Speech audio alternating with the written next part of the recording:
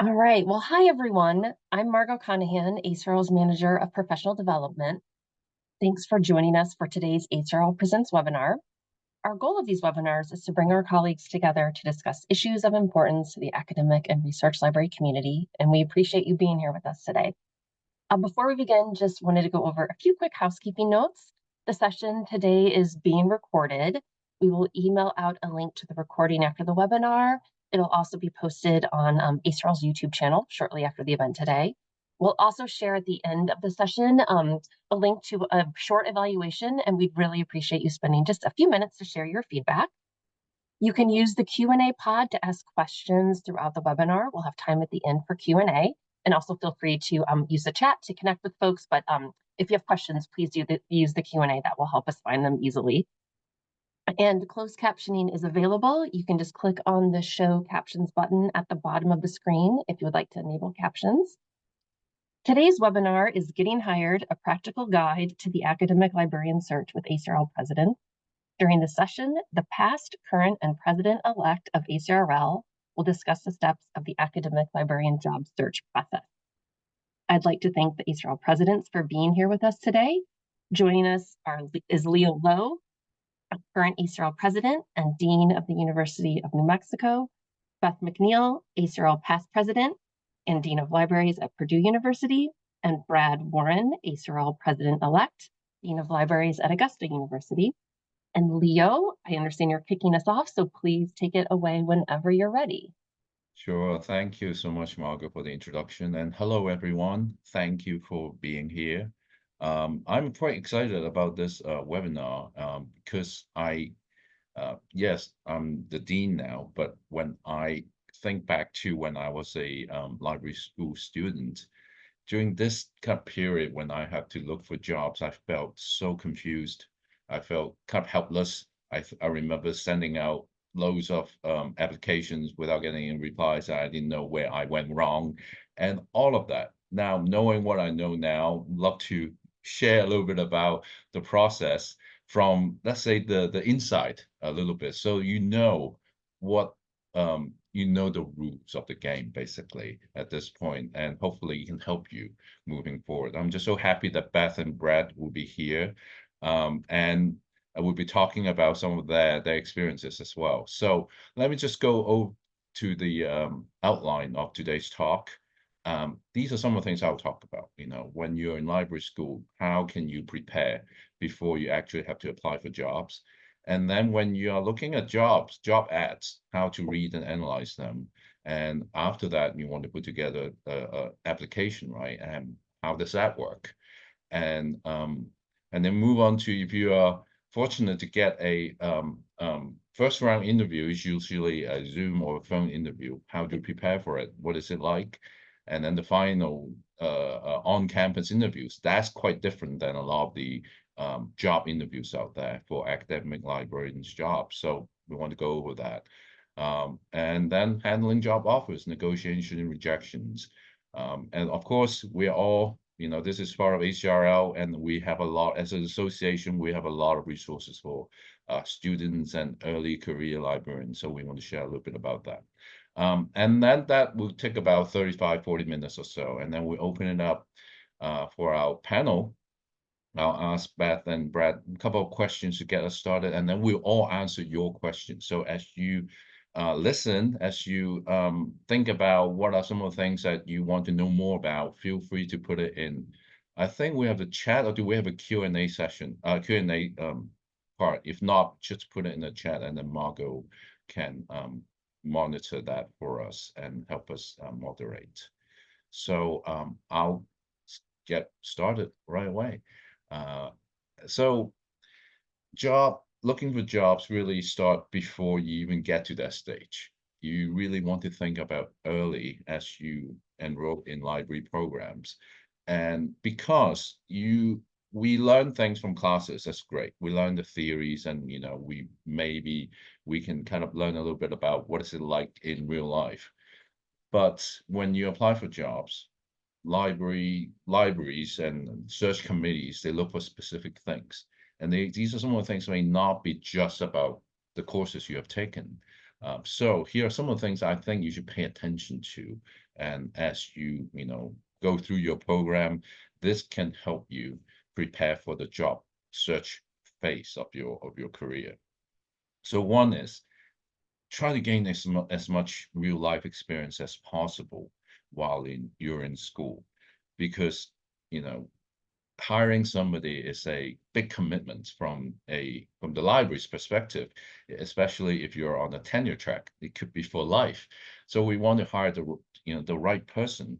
And how do we decide that? We have to look for signals, basically. As yeah, you've done well in your coursework, that's great. But what if somebody has actually done something? So that's not just potential. That's more of a direct signal that they understand a little bit more about the work. So, and I know it's difficult when you're in school. I mean, you're going to class full time or part time, whatever, you're doing something else.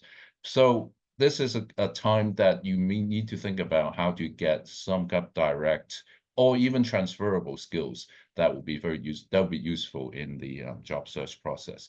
Try to get internships. I think a lot of programs will help you. Your professors may be able to help you. Your school may have a library that needs, people to help with their work, and they may have internship programs. So try to look for those. If those are not available, volunteer.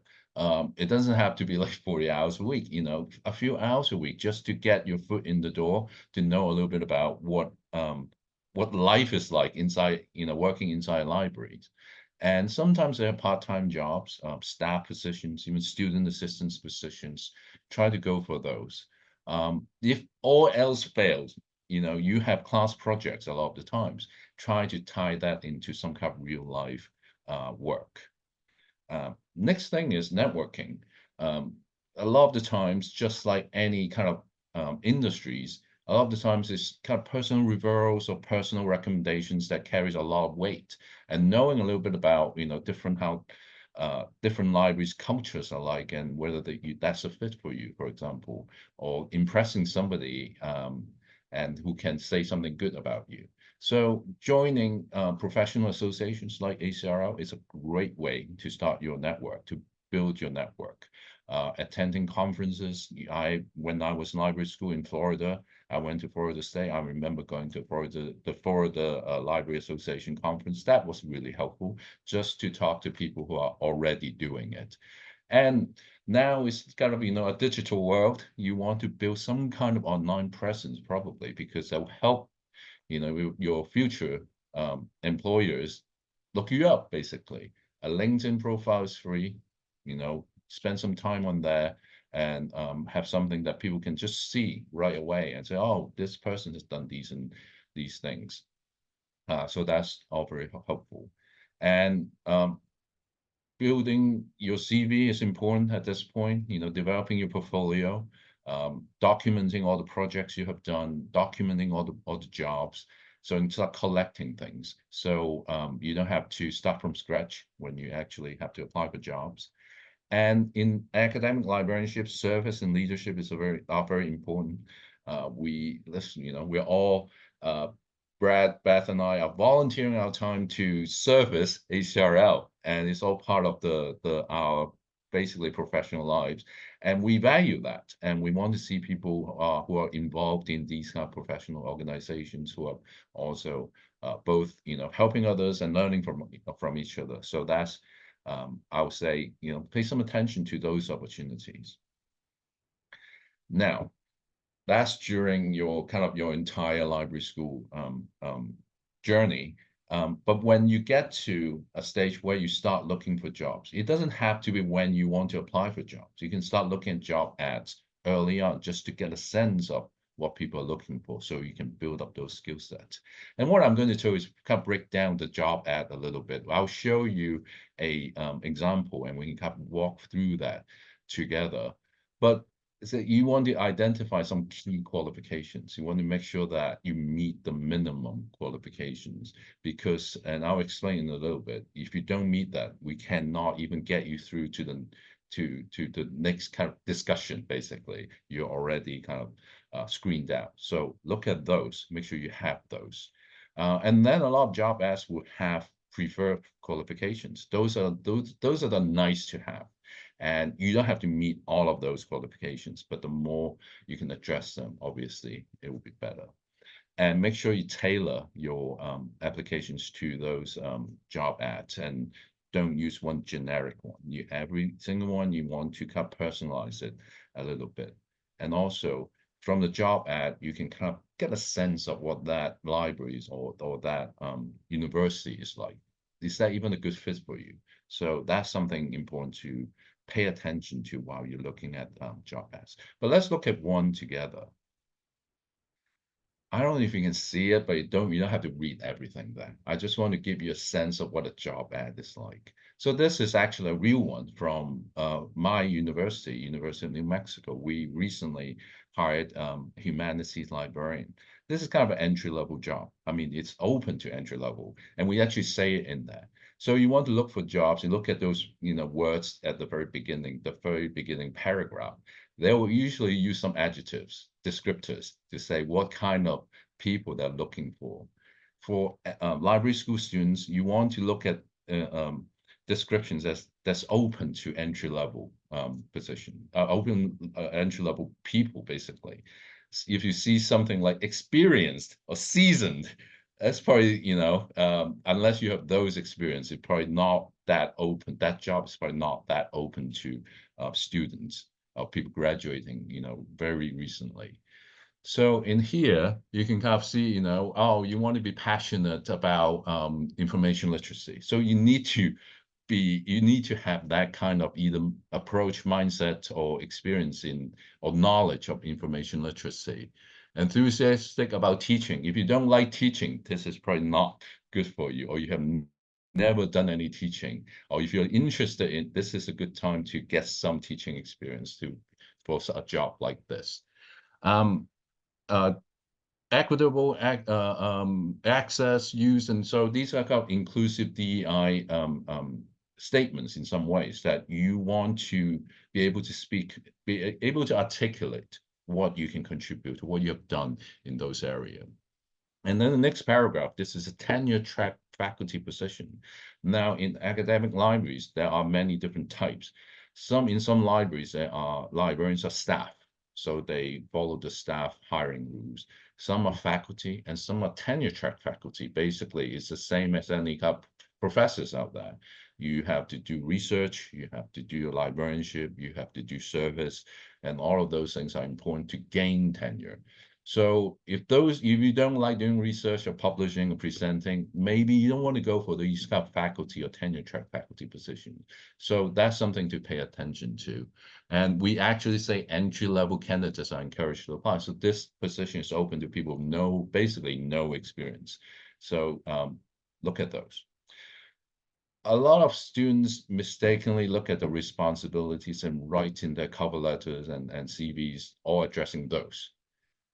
That's nice, but that's not actually the key thing for the search committee to look at. So I want you to know that. But you want to look at the responsibilities, make sure you actually want to do those things if you get the job. If those things are just like, ugh, to you, yeah, maybe this is not for you. But the next part is what you really need to pay attention to, is the qualifications. That's the minimum requirement. I mentioned that you need to meet that or those in order to be considered. And we deliberately make it so easy. Is that you only have to have a ALA accredited degree. That's it. So because this is an entry-level position. So if you have graduated or you'll be graduating from a library science program, you will meet that. The next step is to look at the preferred qualification. There are a bunch of those. But like I said, you don't have to meet all of them.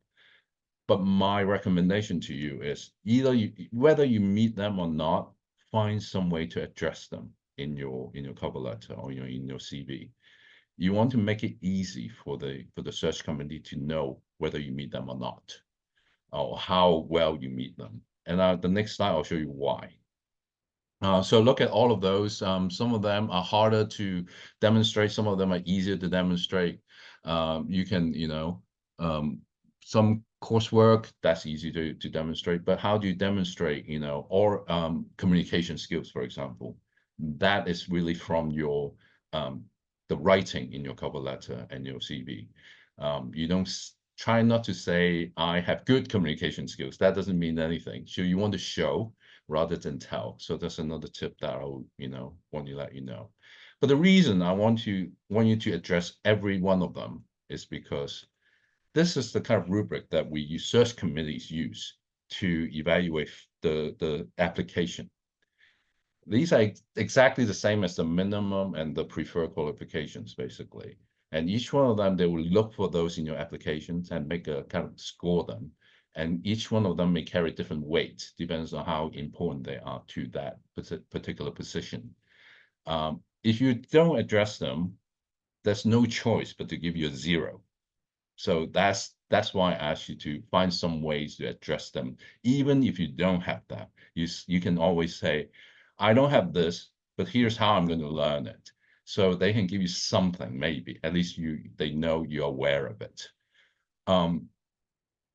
Sometimes a search committee will have to look at dozens and dozens of applications, and they're all very busy people. So my advice to you for this is, when you write your cover letter, just do in this order. Address each of them clearly and say, for this one, I have blah, blah, blah, I have this. You're not writing prose. You're not writing a memoir. Your job is to get through to the next round.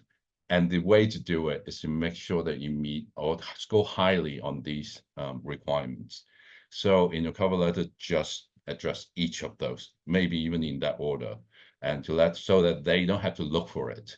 The one thing I frustrate people the most is that they kind of like this application, but they have to keep trying to find things, and that's just it's very time consuming. So Nick's advice, basically try to make it easy for the search committee so that they want to get you through to the next at least next discussion.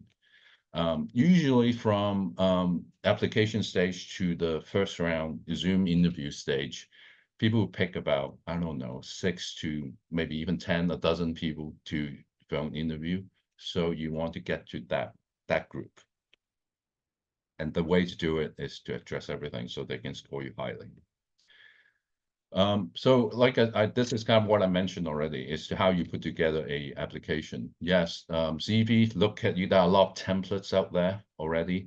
And for academic CV, it's different than a regular job resume, where it's usually just 1 page or 2 pages. CVs can go for you list everything, basically. Every presentation, every publication, all of that, you list in there. Even if you have just attended a conference, put it in there. If you have, published something, great, but we don't expect you to at this point. If you have joined an organization like ACRL, fantastic, put it there. So we know you are already kind of, we want to be active in the profession. If you have joined or volunteered for a committee, put it there. That's really important to show that you're, kind of in already, right? And at this point, probably education you want to put up front, and then experience. It doesn't have to be just library related experience. There could be many transferable skills that you want to highlight.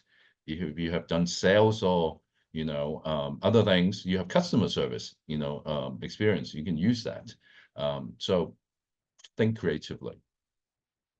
Cover letter, like I said, address each of those qualifications and in that order, make it easy for the search committee.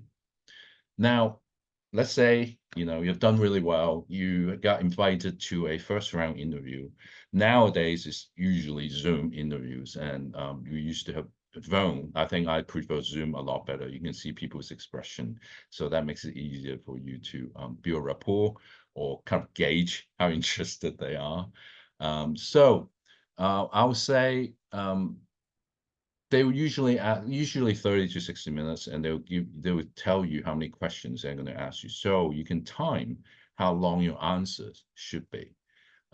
If they have 15 minutes and they say, I have 10 questions for you, and then you have 10 minutes for Q&A or something like that, then it's about 4 to 5.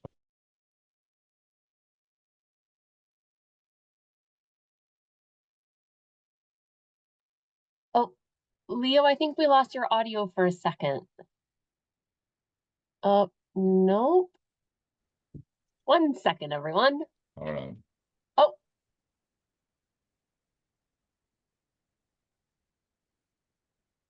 Now, yes. Let's see. what about now? No? Yep. Yes. Yes? Yes, we're I good. am sorry because I'm in the hotel right now. I'm at a conference, so unstable internet. Apologize. Multitasking at its finest. Thank you. All right. You're good. Okay, good. Thanks. So, but so several 10, usually 5 to 10 questions, and you time it. You make sure you don't go over the time limit. It is hard. It's nerve-wracking. So there are a lot of common questions that people tend to ask during this stage. First one is tell me about yourself a little bit. Why are you interested in this job? So have that prepared. And they will ask you about how do you work with other, how do you, overcome certain challenges. The thing is, you don't want to memorize the answers to these questions, but have enough either stories or projects or things you have done to illustrate some of these points. So think ahead and prepare some of those. And it's important for you to research the institution a little bit too. So you can, it's always nice you can speak about some of the things that they're doing or they have done in the past. So just to show you have done some research. And I would say learn the STAR method of answering questions. And this is beyond the scope of this webinar, but Google STAR. So it's give you a structure of answering certain behavioral questions, which sometimes is hard to do when you don't have it kind of prepared ahead of time. So STAR method. Okay. So you've done well. You get invited to a on-campus, usually what we call finalist interview, and academic librarian interviews are quite different than a lot of the other interviews because it takes a long time. It lasts a long time. Usually a day to 2 days even. You may go there a day early, have dinner with some people, and then the next day could be, depending on the place, you can have breakfast too. But it's a full day of meeting a lot of people that you're not going to remember any of them really. But that means you have to keep telling the same stories over and over again in some different ways. So make sure you know your story well, and then you kind of know a little bit about the people you're going to meet. They will send you an itinerary beforehand to know who you're going to meet. It doesn't hurt to do a little bit of research on those people, especially the people you're going to meet multiple times. And one key thing about academic library job interviews is that you're usually required to do a presentation of some sort. It could be from 20 to 40 minutes and then a Q&A. So this is a chance for you to show, what you know. They'll give you a prompt, a presentation kind of topic, at least 2 weeks ahead of time. So you have some time to prepare that. And so I know as library students at this point, you're probably not that experienced in giving public speaking, and it's normal to be a little bit kind of nervous. And I think for search committees and other people in the libraries, we don't expect entry-level candidates to be super polished at this point. But you want to be able to do the things that are being asked. So you want to understand the topic and guidelines. Ask for any clarification if something seems vague, and organize your presentation, just like you answering questions, beginning, middle, and end. Introduce what you cover, present your key points, and then conclude strongly. PowerPoint's simple graphics, nothing too, dense, but make sure you practice and time yourself when you practice. Because a lot of the times, I can share my own example. The first time I interviewed, they asked me to talk for like 35 minutes. I was done in 10, and everybody was looking at each other. What's this guy's deal? And I was like nervous because I can see that they were they were like, what's going on? So do that. And don't worry, even if it's a long presentation, like 40 minutes, break every section into threes. That's my suggestion to you. 10 minutes for 9 minutes for the opening. Then you have the beginning or middle and end of the opening, 3 minutes each, right? Middle is the same thing. Break everything into three until you cannot break it into threes anymore.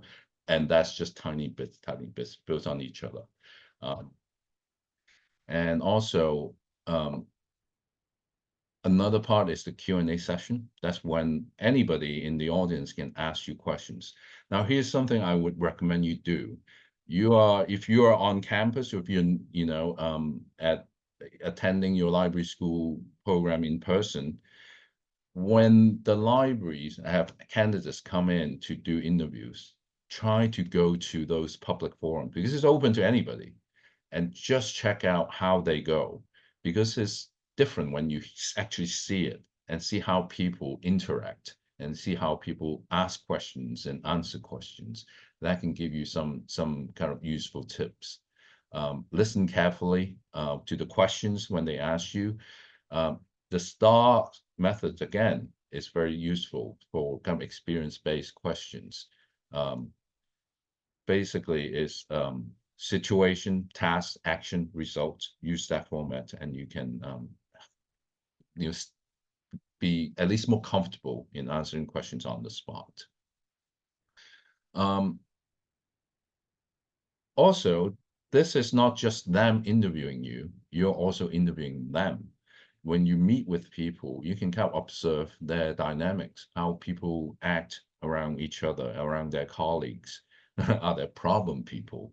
And you can decide whether you actually want to work there or not. It's not just about them,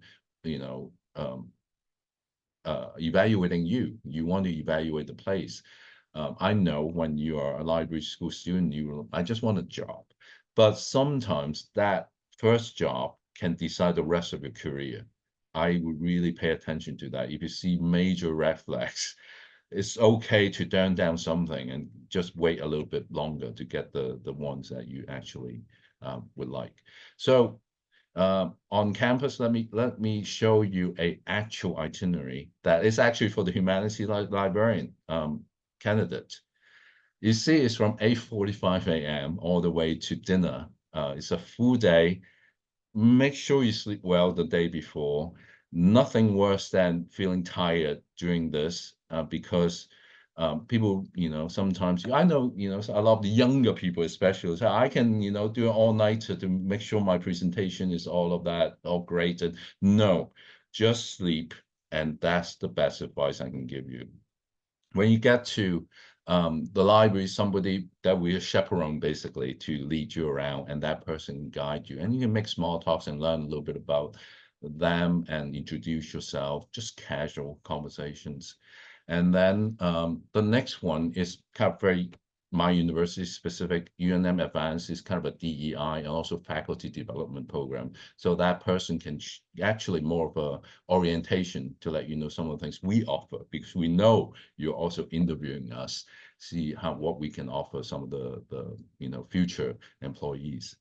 And then we go to our libraries and you meet with, we get you basically set up.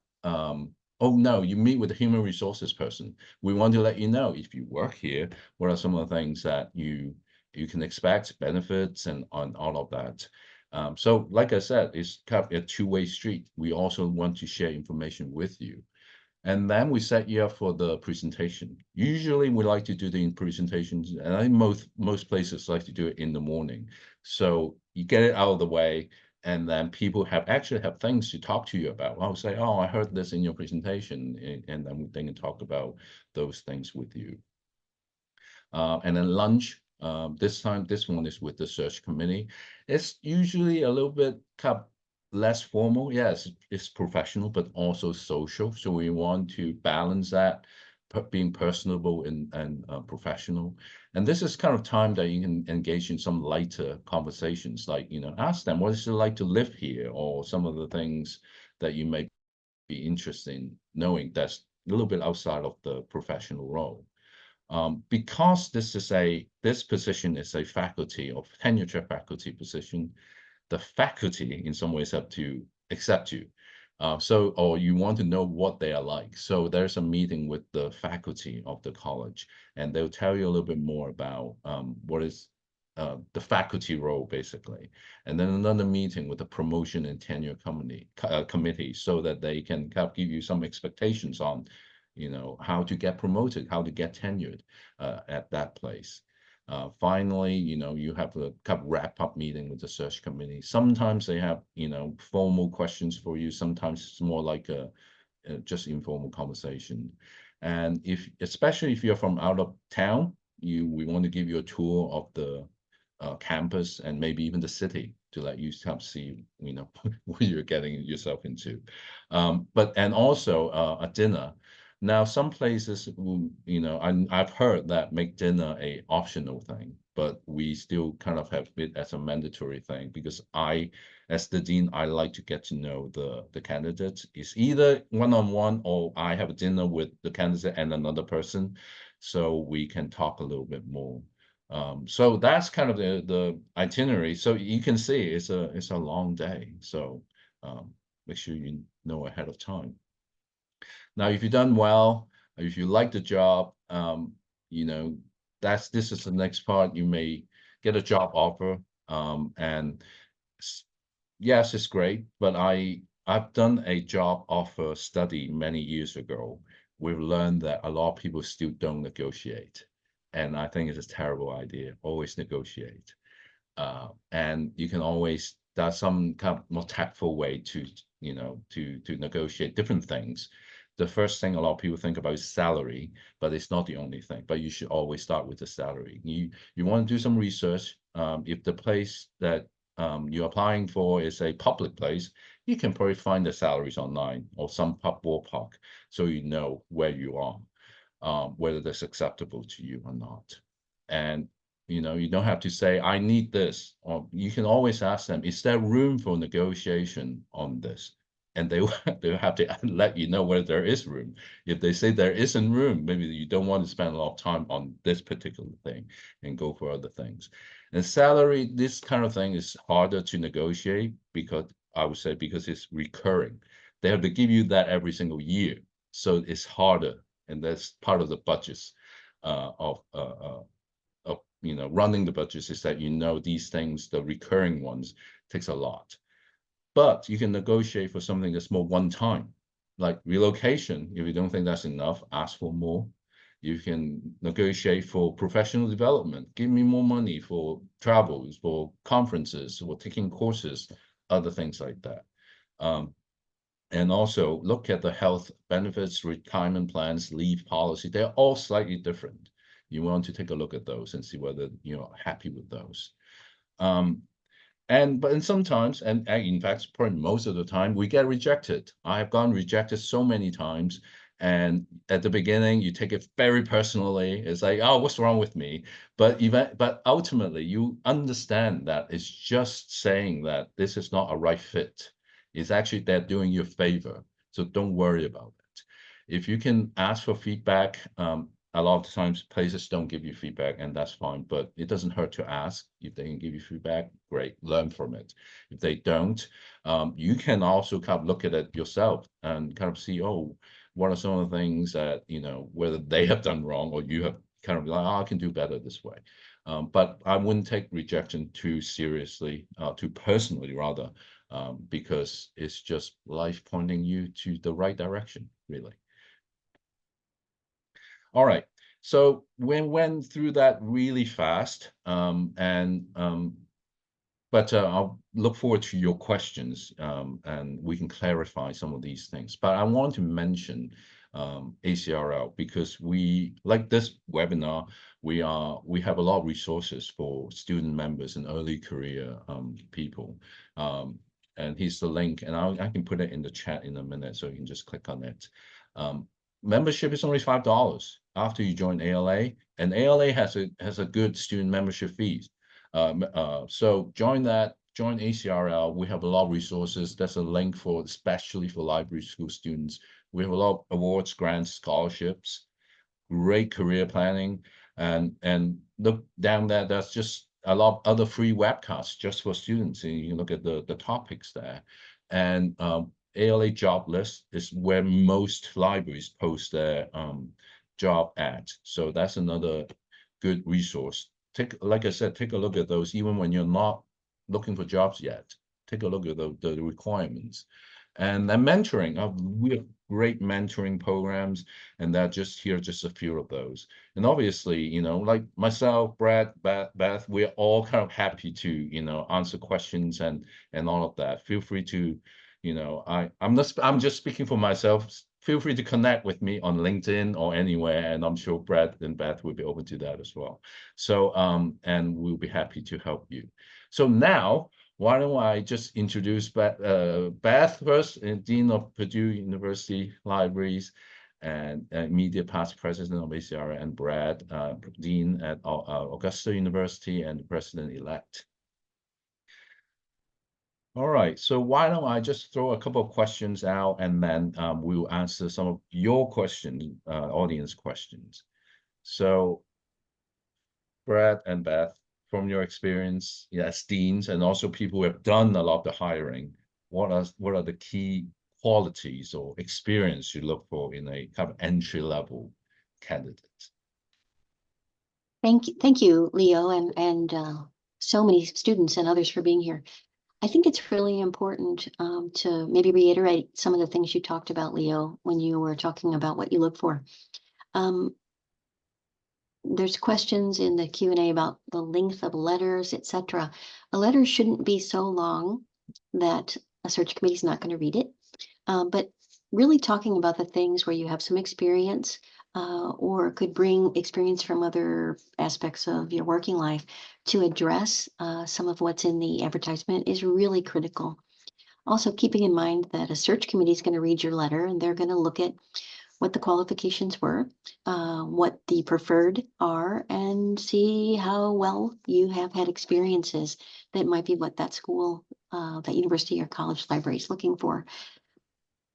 You want to also make sure your CV, even if you are someone who went to graduate school right after undergrad and you haven't had a whole lot of experience outside of higher education, talk about what you learned, how you volunteered. Just make sure that the group that's reviewing you, who's probably looking at a lot of applications, can see what you would bring to the position. So at that first point of finding out, if they're interested in you, having your cover letter and your CV really address the position is critical. And also knowing the place you're going to, looking into them a little bit, addressing your letter to a search committee chair or an HR lead, whoever the announcement tells you to, is a good idea. Over the years, I've received applications where someone has forgot to change all the university names when they sent a letter. Totally, I understand how that is when you're looking for your first job after graduate school, but not everybody on the search committee is going to be that tolerant. So take care to really be sure you're presenting your best self. I'll stop there and turn to Brad. Yeah, thanks, Beth. Thanks, Leo. I think the other things I would add to what's already been said is, especially like in the CV, I did want to reiterate and stress things that you've done, other volunteer activities, even if outside of schoolwork or just what you've done within libraries, I think is really important because those are transferable types of experiences to the job. The other thing I'd say within the CV, it's important to be clear that you could convey, what you've done and what your experience is. But I think that if there are particular accomplishments that you're proud of or that you really want to point to, I think it's very important to include those as well.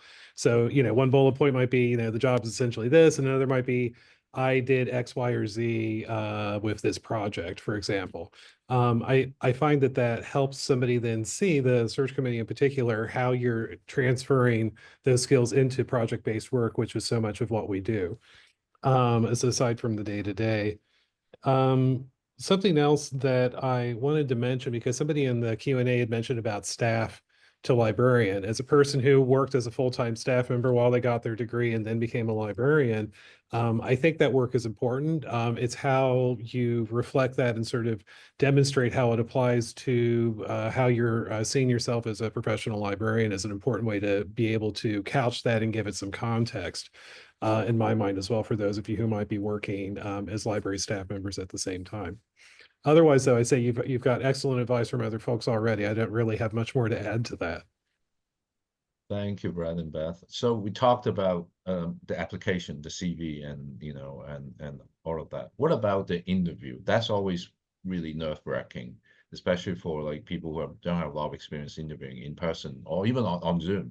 What are some of your advice for people how they can prepare or how they can kind of do well? Brad, you want to go first this time, or would you like me to? I don't mind. So on the interview piece, it's just important. You need to be able to speak clearly to the required and preferred pieces of the job description. So because you have to be able to demonstrate that you're capable of doing the job, and those are the things in which that everybody is evaluating you on.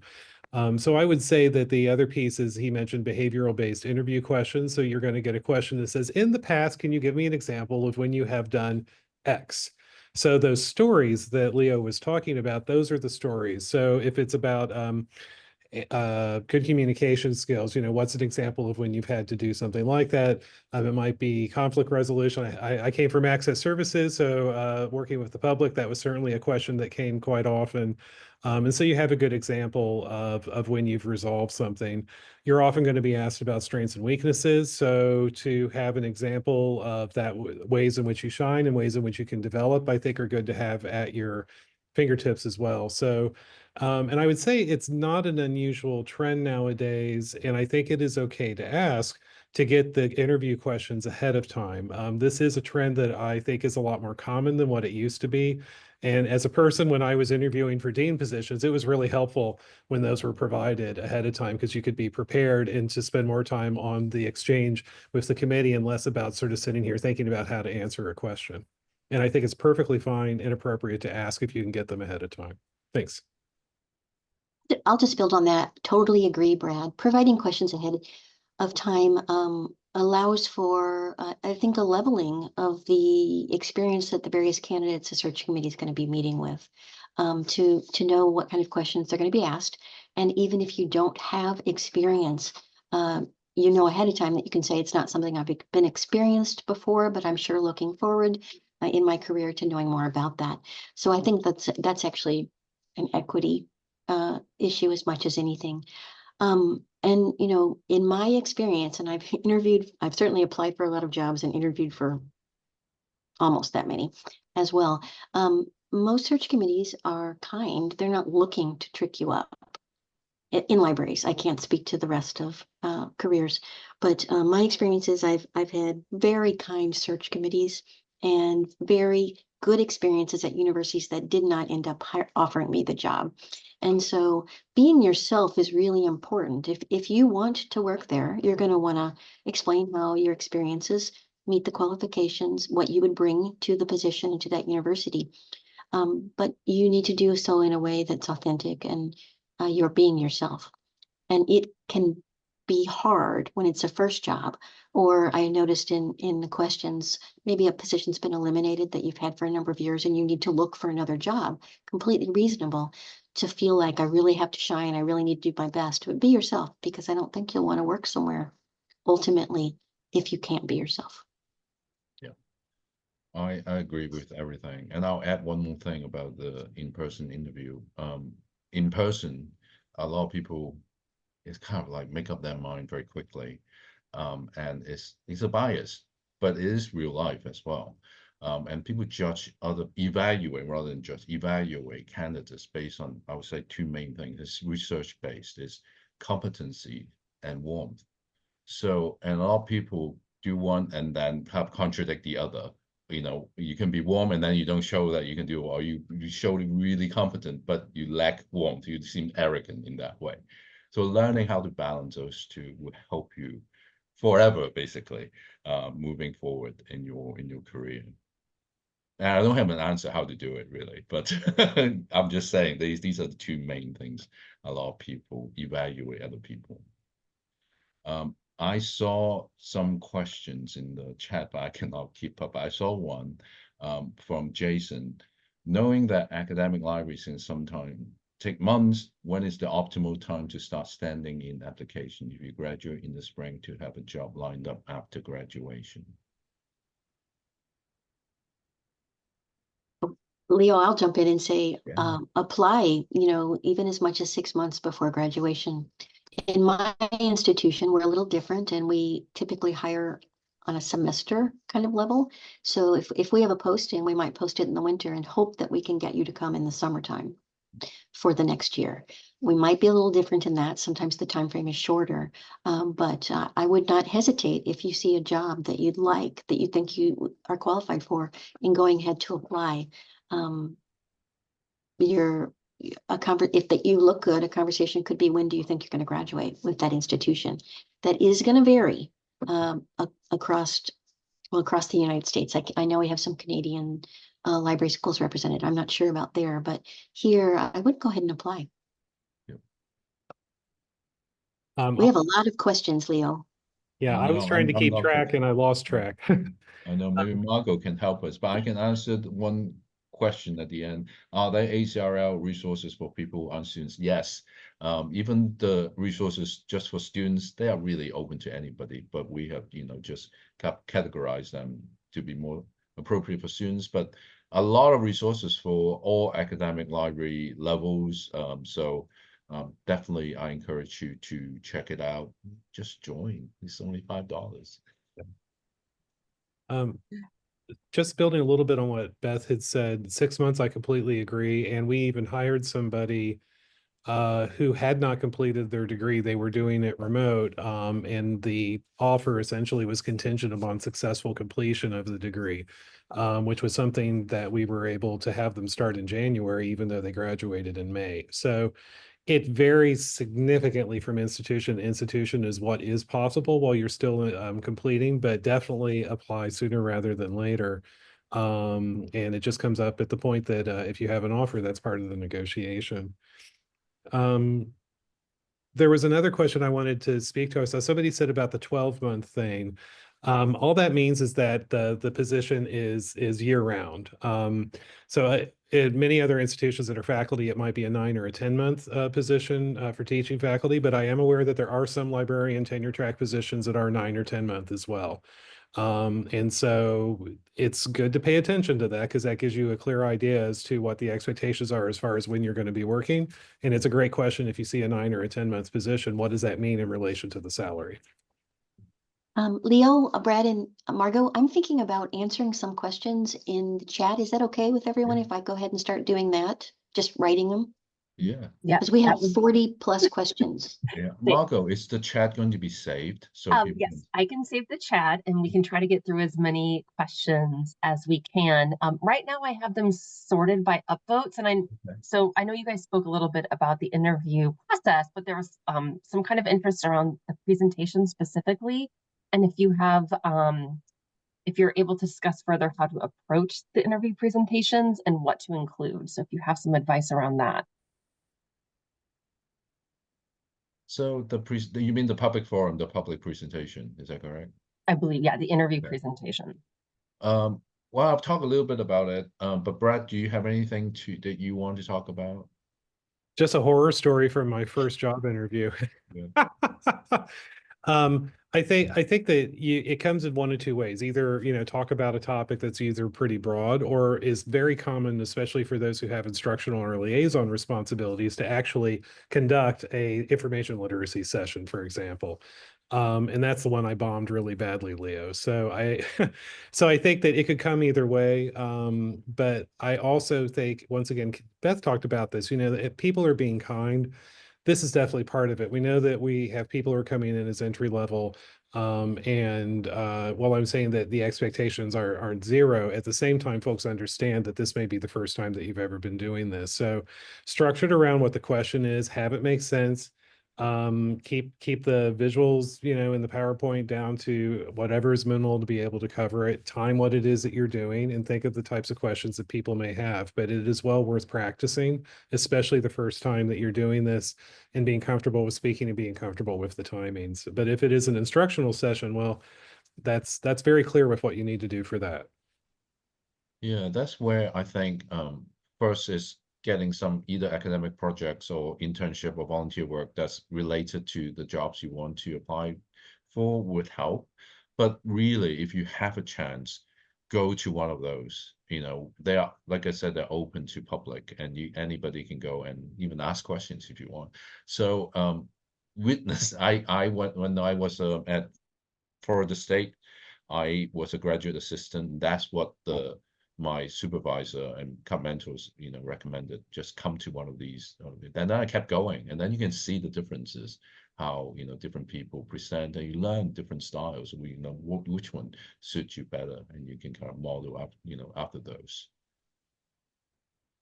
To be honest, you don't even have to go to some of those. You can find those on YouTube. I think some of them are not necessarily libraries, but you can kind of look at some of these presentations in academia, and you can kind of see what they're like a little bit.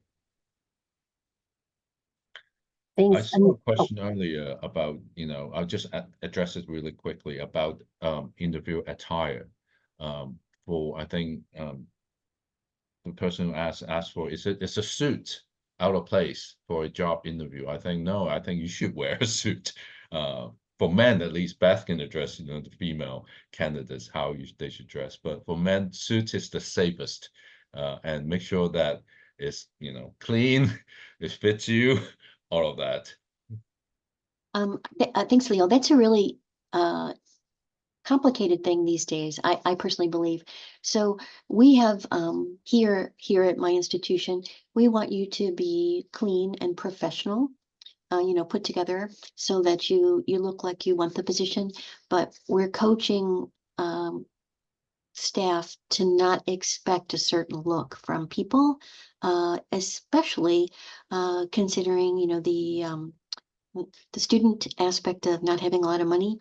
I did not have a lot of money as a student. When I was interviewing, I believe my parents gave me a blue suit for Christmas, and I wore it to every interview I possibly could those next couple of years. That was 30 years ago. So I would say professional, clean, and like you want the position, a step up from what you'll probably work when you get there for your job, not for your interview. Yeah. And on a related question, I saw somebody asking about like visible tattoos or piercings. I have 8 tattoos, so I would say the answer is I wouldn't worry too much about it. I find that people are very accepting about that. I have plenty of librarians with lots of tattoos and piercings, and I live in central Indiana, so I think And I'm in that, Georgia. yeah, I think it's fine. Another upvoted question was, how necessary, beneficial is it to have a PhD to be hired by an academic university? So look at the requirements. If it specifically say is required or preferred, then it carries some weight. If it doesn't say in either one of those, then it doesn't really carry a lot of weight. It may have some value, but obviously it's not needed that they didn't put it there. A lot of some universities, especially with the really kind of, I would say, elite universities, when they hire subject librarians, they may want some advanced degrees in that subject, but that's a small percentage of jobs. However, more research university libraries are hiring people with PhD in certain areas like data science or statistics than having a library degree. But they will specify those in the job description. So I'll say pay attention to those. Brad, Beth, any kind of thoughts on this or at your places? Well, we have full promotion and tenure status at Purdue, as well as clinical faculty status as well. We're a mixed bag these days. We have library faculty members who have PhDs but do not have a library science degree. And then we have some people with both, and then we have excellent people who have the MLS or MSIS. So it depends a lot on the position. and the pool. And in my experience here and at a couple of other universities, it depends a lot on the university culture and the library culture, what they're willing to do or accept beyond or instead of the MLS. I think all I would add to it is that I'm very careful when putting the requirements together for a position to think about, what is absolutely necessary for somebody to be successful in the position, both from a education requirements and years of experience. And then preferred is the nice to have piece. So that for me is really the most intentional part. So even though a PhD might be nice, if it's not necessary for doing the position, then I'm not going to ask for it. And I probably wouldn't put it in preferred.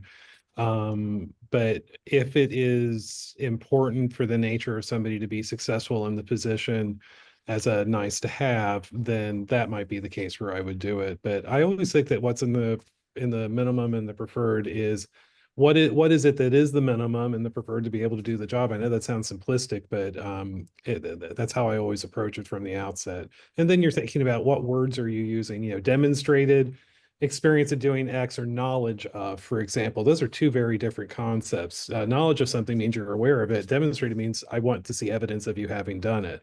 So just for the people on the call, I mean, look very carefully at the verbs that are being used within those qualifications, because they really are going to tell you what that person is looking for specifically, whether it's you've actually done it or whether you're aware of it, can speak to it, for example. Thanks. We have a couple of questions kind of asking the same sort of, if you're either traveling to or considering relocating for a position and get an in-person interview, who typically covers those travel costs? Yeah, typically the organization, the libraries will pay for you to come to the interview. Yes. They will let you know, what receipts to keep and all of that. And airfare and all of that. You typically, yes. That's my experience as well. We've also explored paying ahead of time for flights. For individuals who maybe are just out of school or don't have a credit card, etc. There's, I think, again, an equity issue there a little bit. And we try to book the hotel on campus so it's direct billed to us so the candidates don't have to pay for it. Of course, covering the meals while the candidate is on your campus is something that I think most libraries do as well. Travel to and from the airport, a variety of things. If you have a question about that, please ask when you're being invited to interview. Yeah. I think that what I would add to it, and I actually sort of feel very strongly about this when it comes to the in-person interview, is at this point, we've already determined that you're capable of doing the job. I view it as we're selling ourselves to you. And so my view is that I want you to have a great experience. And even if ultimately you're not hired for the job, you'll still say, wow, that was a great experience at Augusta University. And I'm going to tell people about that. And you will tell people about it if it's a negative experience as well. So really, I view the in-person interview as you interviewing the institution, not the other way around. So how they treat you is extraordinarily important. And kind of on the flip side of that question, a new question, is it a red flag if the second round or final interview is also conducted virtually, or has that become more normal after COVID? Go ahead, Beth or Brad. I think it's more normal since COVID, and sometimes it's related to finances. Sometimes it's related to a candidate who maybe can't make a trip for a variety of reasons. We expect our search committees to treat the method of interviewing to be exactly the same for each candidate that is approved for first stage interview, and then also for the final interviews. Now, we privilege on-campus interviews if it's at all possible for the final, because it gives the candidate an opportunity to see campus, to see where they'll be working, etc.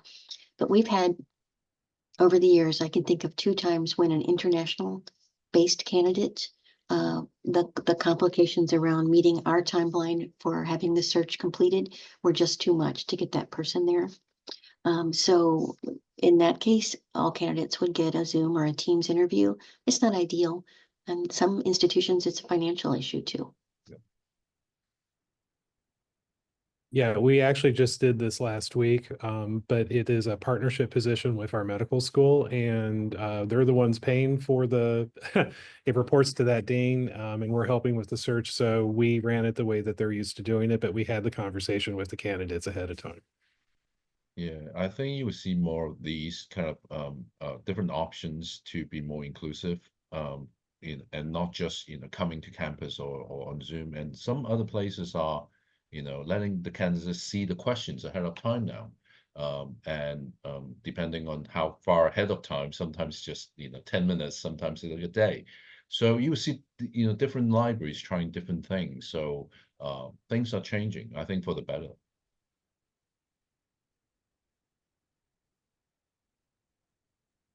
And I see we're at the top of the hour. That went really quickly. I know there are a number of unanswered questions, but we will be sure to save the chat and the resources and share out the recording with you all. I just want to pop in the chat the link to the evaluation. If you wouldn't mind just taking a few minutes, we'd really appreciate your feedback.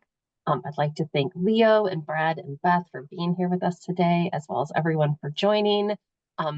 That was a fast hour, but thanks everyone. And I'll turn it over to our presenters for any final last words. Yeah, I just want to say thank you to both Beth and Brad, and also like Margaret said, look for that link for evaluation. This is how we learn how what's useful to you, so we can produce more of these things that are valuable to our members and potential members.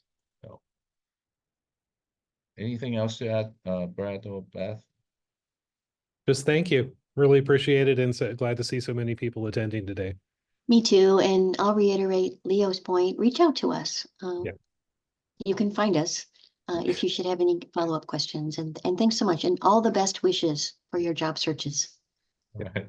Thank you. Best of luck. All right. Thanks, everyone. Have a great rest of the day. I'm going to stop the recording and close this out.